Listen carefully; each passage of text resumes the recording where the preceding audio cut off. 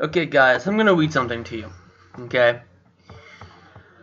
In the 4 years since the start of this operation, I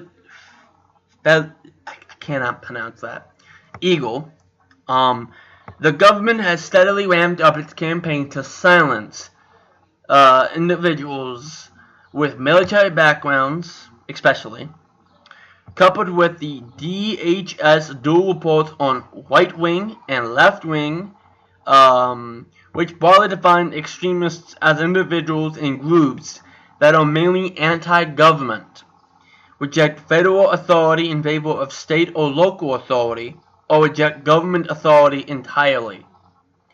So basically, how the founding fathers wanted the nation to be is now extremists. You are now an extremist if you want the nation to be done in a way that they actually wanted it to be done. Well, the government has just enough power to do its job, but not so much power as it could just take over whatever the fuck they want. Okay?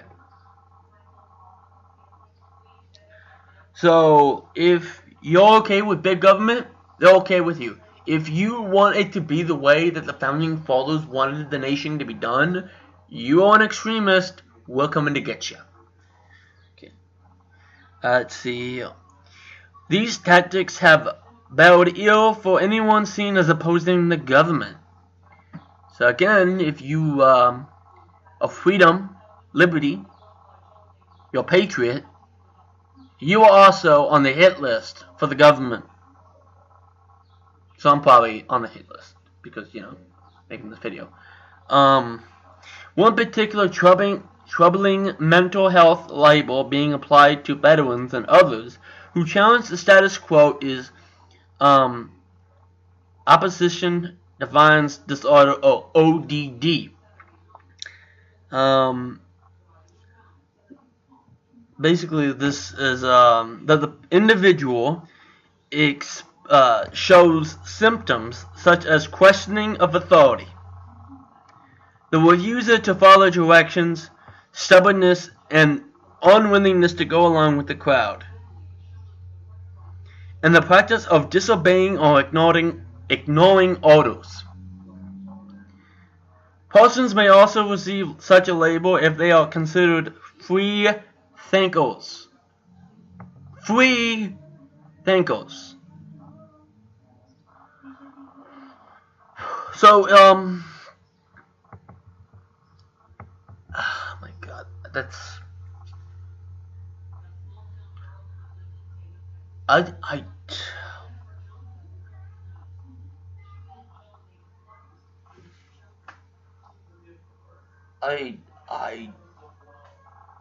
really don't know how the fuck you can take this other than this is just evil. This is unconstitutional on the highest level of not liberty, not freedom. Tyrannical, dictatorial, Hitler, Hussein, everything evil on the planet, this is the embodiment of. If you had a book written on how to be a dictator, this would probably be chapter fucking 1 on how to be a dictator. Silence anyone who opposes you. If you oppose the leader, you are a problem that will have to be fixed. And if you can't be fixed, silenced. You can't be rewired, taught, mind fucked. It's just better you die. Okay. If they can't change what you say, they'll just chill. They'll just put a gun to your head and just pull the fucking trigger and be like, suicide. Committed suicide. Poor guy fucking committed suicide. But let me read this particular thing again.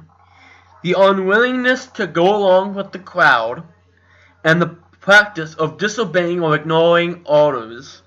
Persons may also receive such a label if they are considered, this is the big one, considered free thinkers.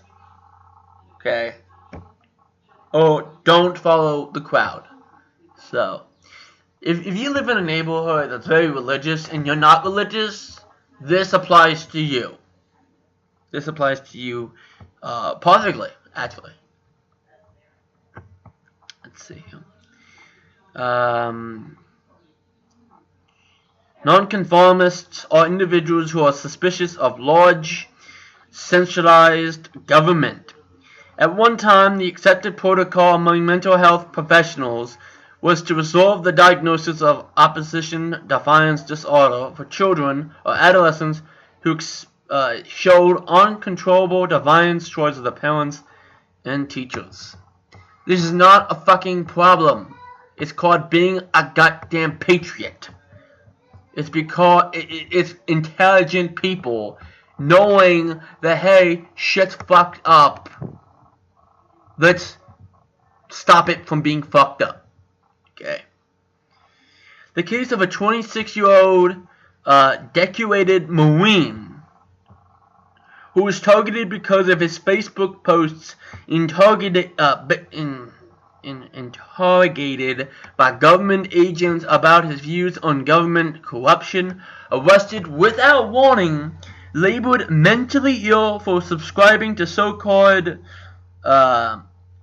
we'll just call this anti-government views about the government, detained against his will in a psychological ward was standing for his views, and isolated from his family, friends, and attorneys.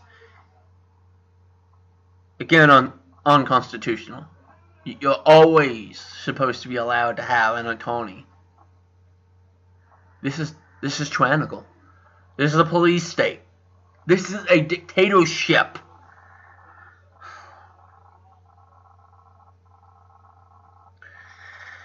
It is a prime example of the government's war on veterans. Anyone that knows how to organize and has been taught military tactics, yeah, they're going to go against these people first, wipe out the intelligence.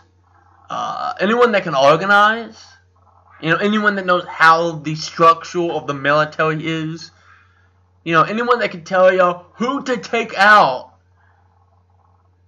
to stop anything from happening. So let's say that there was a convoy. They'll know what the fuck they're supposed to go for in order to cause the most problems. If there was a general in the convoy, you're to take him out, because without him, there's going to be a shit ton of problems down the road.